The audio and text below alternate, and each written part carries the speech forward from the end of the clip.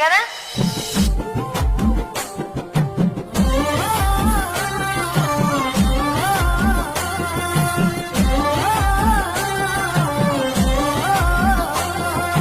పచ్చి పాల వెన్నెలా నేలన పారబోసినట్టు పూసెనే గునుగు పూల తోటలు, పచ్చి పసుపు గొమ్ములో పసుపు తీసి రాసినట్టుగా పూచె తంగెడు కొమ్మలు,